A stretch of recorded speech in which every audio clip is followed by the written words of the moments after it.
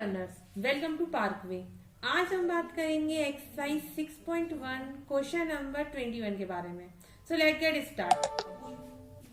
Question number 21 में सबसे पहले यहाँ लिखा हुआ है, हमने अभी तक जो क्वेश्चन सॉल्व किए थे लर्नर्स, वो इनइक्वालिटी में जितने भी क्वेश्चन सॉल्व किए थे इक्वेशन से रिलेटेड सॉल्व किए थे। सबसे पहले हम इक्वेशंस को सॉल्व करते थे एंड देन हम क्या करते थे, इनइक्वालिटी से उसे फाइंड आउट करते थे। फाइन, अब हम यहाँ क्या करेंगे, अभी तक हमने ग्राफ भी बनाया था। जैसे कि अभी मैंने इनइक्वालिटी में ग्राफ बनवाए थे आपको, जैसे कि यहाँ कौन सा एक्स मतलब आपको ग्राफ में क्या दिया था, either you can move this word or you can move that one. ठीक, इस तरह से मैंने कुछ ग्राफ भी बनवाए थे आपको, क्वेश्चन इनइक्वालिटी के भी सॉल्व करवाए थे।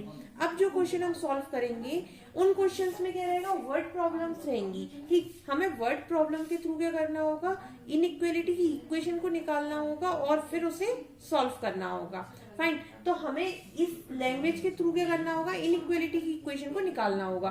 तो सबसे पहले इनइक्वालिटी की इक्वेशन को निकालने के लिए हमें इस लैंग्वेज को पढ़ने के लिए क्या करना होगा, फोकस करना होगा मेनली कुछ वर्ड्स पर। जैसे कि देखिए, सबसे पहले मैं आपको यह बताती हूँ इस क्वेश्चन को किस तरह से पढ़ेंगे आप। देखिए, Ravi obtained 70 and 75 marks in the first 2 unit test. Question सिर्फ इतना पढ़ना है पहले तो, ठीक, पूरा क्वेश्चन नहीं रीड करना है आपको। तो इतने क्वेश्चन में क्या लिखा हुआ है कि एक यूनिट टेस्ट हुआ है जिसमें कि रवि को कितने मार्क्स मिले, 70 और 75 मार्क्स मिले पहले 2 यूनिट टेस्ट में। मतलब पहले टेस्ट में 70 और दूसरे टेस्ट में कितने 75 मार्क्स मिले हैं रवि को।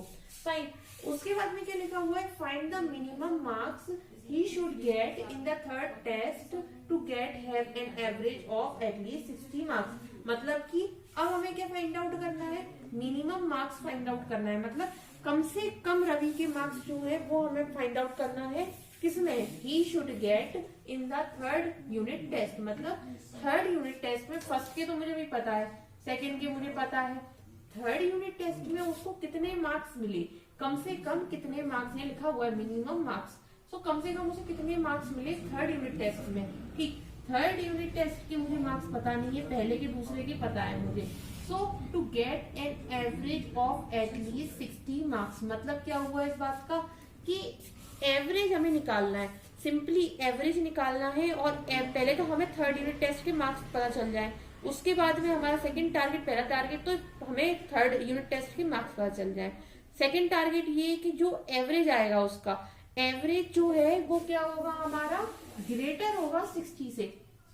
मतलब क्या है, मान लीजिए एवरेज आ गया उसका, जो एवरेज मैंने निकाला, एवरेज कैसे निकालते थे हम लोग लर्नर्स, फर्स्ट यूनिट टेस्ट के मार्क्स, सेकंड यूनिट टेस्ट के मार्क्स और थर्ड यूनिट टेस्ट के मार्क्स, इन तीनों को 1 2 3 नंबर ऑफ टेस्ट का एवरेज इस तरह से कुछ निकालते थे हम लोग। ठीक, एवरेज निकाल लिया मैंने। अब यहाँ क्या लिखा हुआ है, to get have an average of at least. At least का मतलब क्या होता है, कम से कम। कम से कम 60 मार्क्स तो आए ही आए उसके, मतलब कम से कम उसके जो मार्क्स आए वो 60 आए, ये 60 से ज्यादा भी आ सकते हैं। तो कंडीशन लग जाएगी, ये कंडीशन लग जाएगी, मतलब 60 से ज्यादा और 60 के बराबर, ये इतने मार्क्स उसके आ सकते हैं। तो मतलब एवरेज से जो है वो क्या है, ये कंडीशन हमारी बन जाएगी फुल एंड फाइनल। ठीक, तो अब क्वेश्चन की तरफ बढ़ते हैं। सबसे पहले तो हम यहाँ करेंगे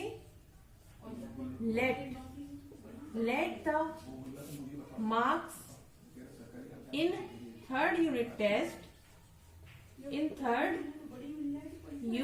टेस्ट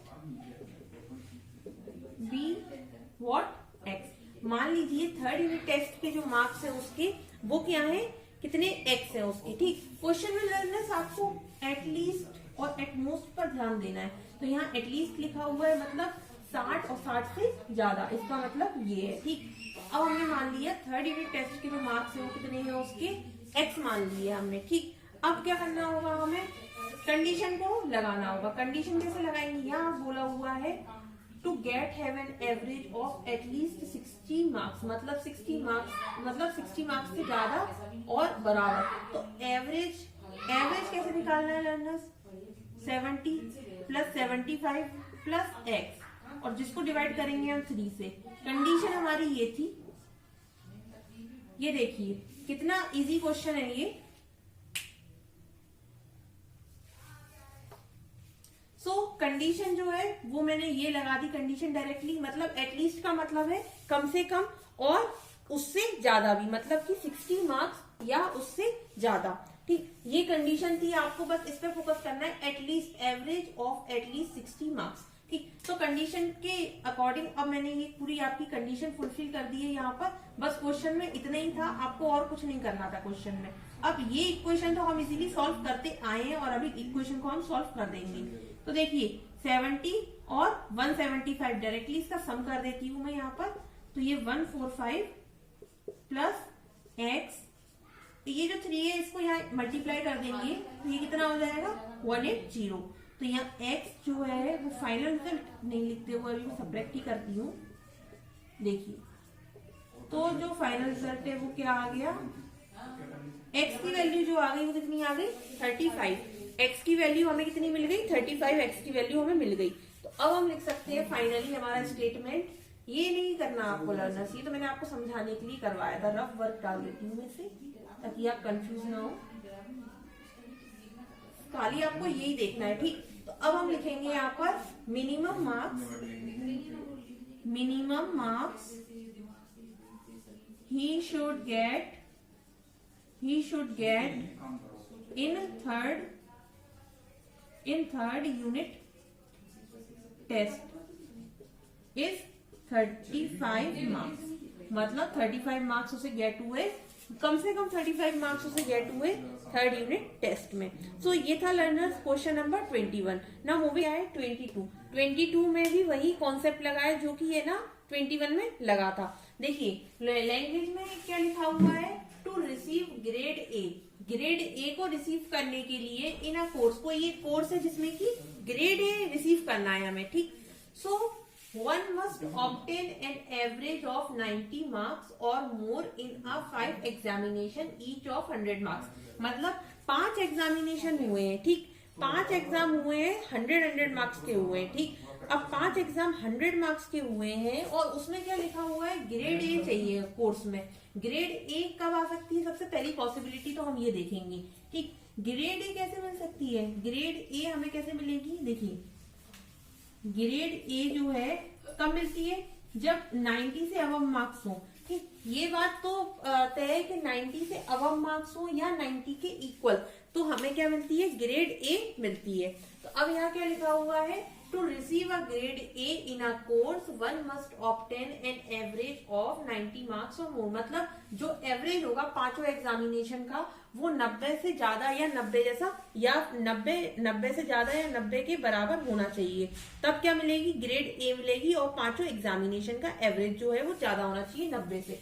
तो अब यहाँ पर ये पूरा हमने क्वेश्चन पढ़ लिया, ये पार्ट से हमें ये समझ में आ गया कि हमारा पहला जो लॉजिक है वो हमें मिल गया है यहाँ से। ठीक, मतलब ये कॉन्सेप्ट तो हमें लगाना ही लगाना है। उसके बाद में क्या लिखा हुआ है, if Sunita's marks in first 4 exam are, Sunita के मार्क्स पहले 4 एग्जाम में 87, 92, 94 एंड 95 रिस्पेक्टिवली ये आए हैं, तो find the minimum marks that Sunita's must obtain in the 5th exam to get a grade A in a course. मतलब अब हमें क्या करना है, 4 एग्जाम के मार्क्स पता है, 5th एग्जाम के जो मार्क्स हैं कम से कम 5th एग्जाम में कितने मार्क्स उसे मिले हैं वो हमें देखना है। और साथ ही साथ में क्या करना है, यहाँ पर लिखा हुआ है to get a grade A in a course, मतलब ग्रेड ए जो है वो उसे मिल जाए। 5th एग्जाम के मार्क्स निकालने हैं ताकि उसे ग्रेड ए जो है वो मिल सके।